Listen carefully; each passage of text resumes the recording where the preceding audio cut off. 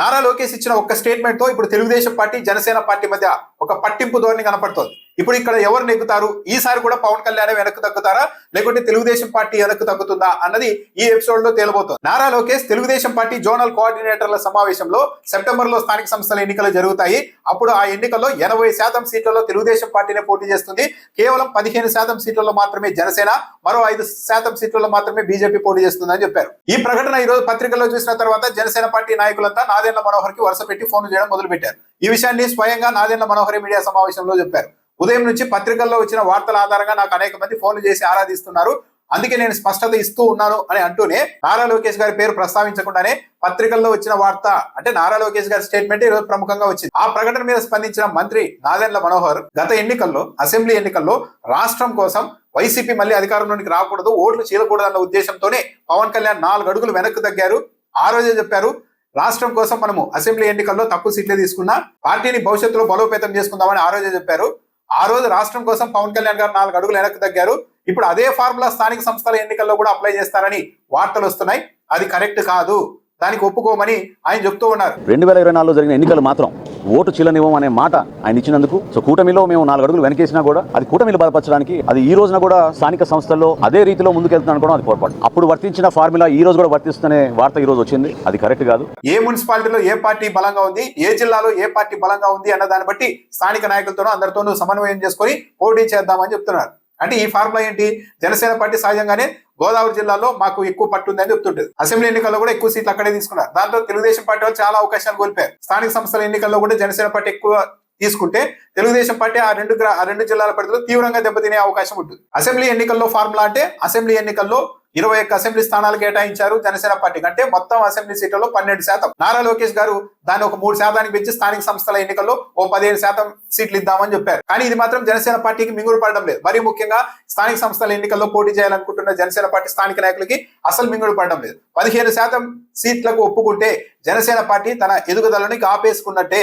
అందుకే జనసేన పార్టీ కనీసం 30% సీట్లు కేటాయించాల్సిందే అన్న పట్టుదలతో ఉంది. కానీ నారా లోకేష్ గారు 15% సీట్లని ప్రకటించేశారు. నాదెండ్ల మనోహర్ ఇంకోటి కూడా అన్నారు, సమన్వయ కమిటీ సమావేశంలో ఎవరెన్ని స్థానాలు పోటీ చేయాలనేది నిర్ణయం తీసుకుంటామని చెప్పారు. అంటే నారా లోకేష్ గారు ఏకపక్షంగా తానే పార్టీని మొత్తం నడిపిస్తున్నానని చెప్పి స్టేట్మెంట్ ఇచ్చేశారా ఏకపక్షంగా? అంటే పవన్ కళ్యాణ్ గారితో జనసేన పార్టీ వాళ్ళతో ఎక్కడా కూడా నారా లోకేష్ గారు కూడా చర్చించలేదా?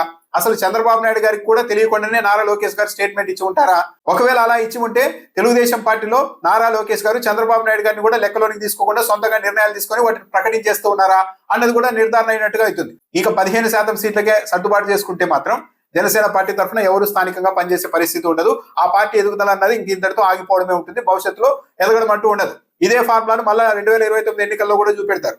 21 సీట్లు ఇచ్చారు గత ఎన్నికల్లో, సరే ఇంకో 2 సీట్లు పెంచుదామని చెప్పి ఏ 25 ఎమ్మెల్యే స్థానాలకు ఓ 2 ఎంపీ లేకుంటే 2-3 ఎంపీ స్థానాలకు జనసేన పార్టీని పరిమితం చేయొచ్చు. ఈ రేషియోలో ఈ వేగంతో జనసేన పార్టీ ఎదుగుతూ వెళ్తే ఇంకో 25 ఏళ్ళు అయినా సరే కనీసం 50 సీట్లలో పోటీ చేసే స్థితికి కూడా రాకపోవచ్చు. అయితే నారా లోకేష్ ఇంత డైరెక్ట్ గా ఎవరిని సంప్రదించకుండానే ఈ స్టేట్మెంట్ ఎందుకు ఇచ్చి ఉంటారన్న దానిపైన చర్చ నడుస్తోంది. జనసేన పార్టీ తనకు తాను ఎక్కువ ఊహించుకుంటోంది. స్థానిక సంస్థల ఎన్నికల్లో 30%, 35% సీట్లు అడిగేందుకు సిద్ధమవుతోందని తెలిసి వాళ్ళ అంచనాల్ని నిర్దాక్షిణ్యంగా కట్ చేయడానికే నారా లోకేష్ కేవలం 15% ఇస్తామని ముందే స్టేట్మెంట్ ఇచ్చారా? 15% మాత్రమే సీట్లు ఇస్తామని చెప్పినంత మాత్రాన జనసేన పార్టీ తమను వదిలేసి వెళ్లిపోయే పరిస్థితుల్లో లేదు. కాబట్టి వచ్చినా సరే మళ్ళా కాస్త విజ్ఞప్తి చేసుకుంటే ఇంకో 5% సీట్లు పెంచి ఓ 20% దగ్గర ఆపేయాలి అన్న ఆలోచనతోనే ఇదిగో మా ఆలోచన 15% అని ముందే హింట్ ఇచ్చిందా తెలుగుదేశం పార్టీ? అన్నింటికి మించి ఇటువైపు బలమైన జగన్మోహన్ రెడ్డి ఉండడంతో జనసేన పార్టీ తెలుగుదేశం పార్టీ కలిసి ఉండవచ్చు. కానీ ఈ 2 పార్టీలు కూడా ఒకరి మీద ఒకరికి అనుమానం ఉంది భవిష్యత్తులో ఏం జరుగుతుందన్న దానిపైన.